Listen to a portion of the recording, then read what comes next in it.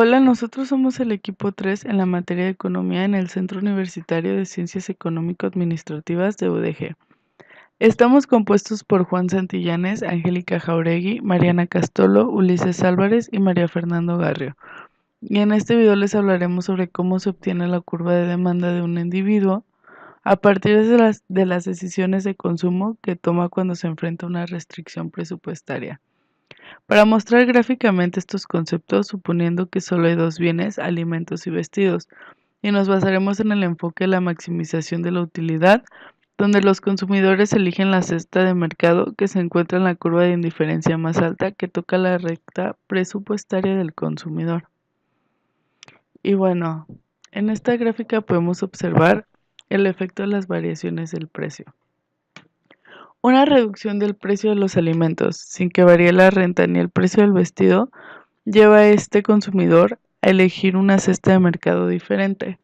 En el punto A, las costas de mercado que maximizan la utilidad correspondiente a diferentes precios de los alimentos representan la curva de precio-consumo. La B muestra una curva de demanda que relaciona el precio de los alimentos con la cantidad demandada. Los puntos E, F y G corresponden a los puntos C, B y D respectivamente. En la segunda gráfica podemos ver el efecto de las variaciones de la renta. Un aumento de la renta de los consumidores sin que varíe el precio de ningún bien altera su elección de las cestas del mercado.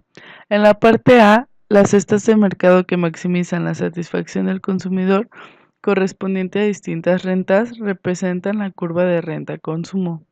En la parte B se muestra el desplazamiento de la curva de demanda hacia la derecha en respuesta a los aumentos de la renta.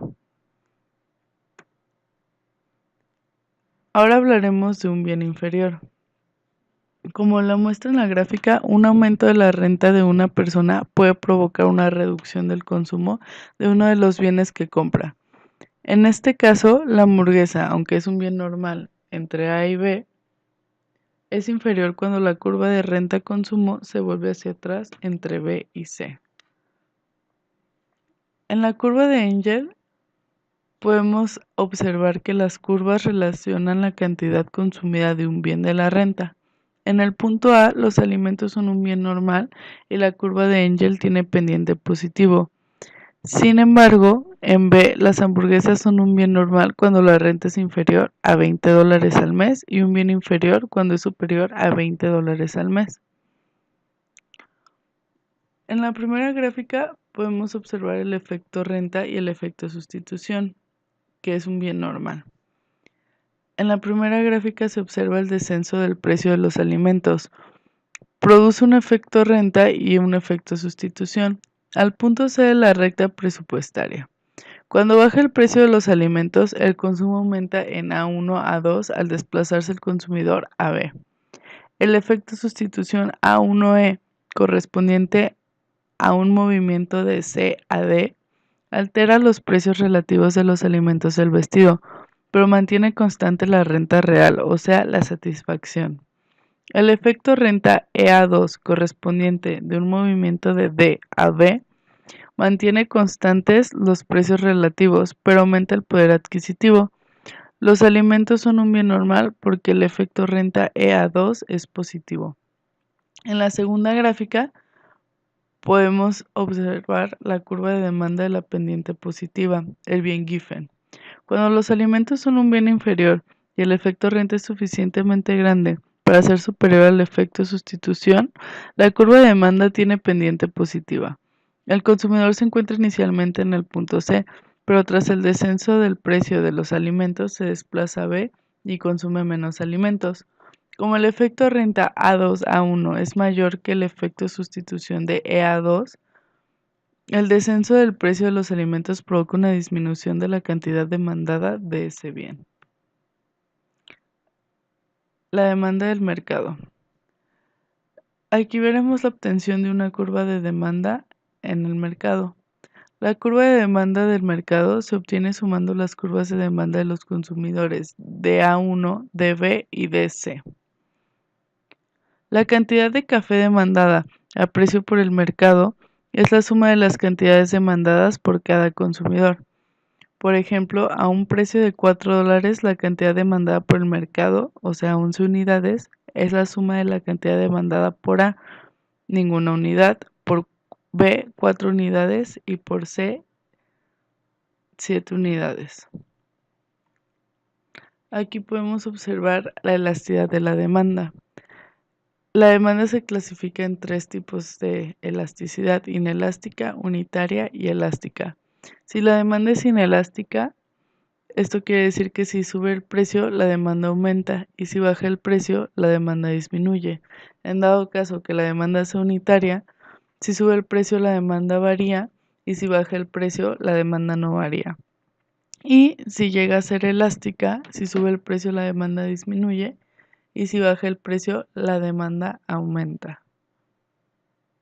El excedente del consumidor. En la primera gráfica podemos observar que el excedente del consumidor es el beneficio total derivado del consumo de un producto. Una vez descontado el coste total de comprarlo, aquí podemos ver que en esta figura el excedente del consumidor corresponde a 6 entradas para un concierto, compradas a $14 la entrada. Viene dado por el área sombreada de amarillo. En la segunda gráfica podemos ver la generalización del excedente del consumidor. En el caso del mercado en su conjunto, el excedente del consumidor se mide por medio del área situada debajo de la curva de demanda y encima de la recta que representa el precio que compra del bien.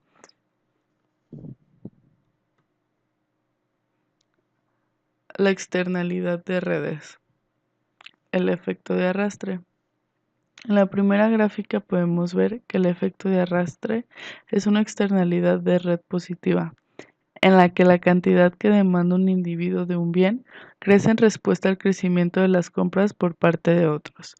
En este caso, a bajar el precio del producto de $30 a 20, la demanda de un bien se desplaza hacia la derecha de D40 a D80 debido al efecto arrastre. En este caso es positiva. En la segunda gráfica podemos observar que tiene un efecto negativo. Este podría decirse que es un efecto Snoop. El efecto Snoop es una externalidad de red negativa en la que la cantidad que demanda un individuo de un bien disminuye en respuesta al crecimiento de las compras por parte de otros. En este caso, cuando el precio del producto pasa de $30,000 a $15,000 y el número de personas que compran el bien aumenta, la demanda de un bien se desplaza hacia la izquierda, de D2 a D6, como consecuencia del efecto Snoop.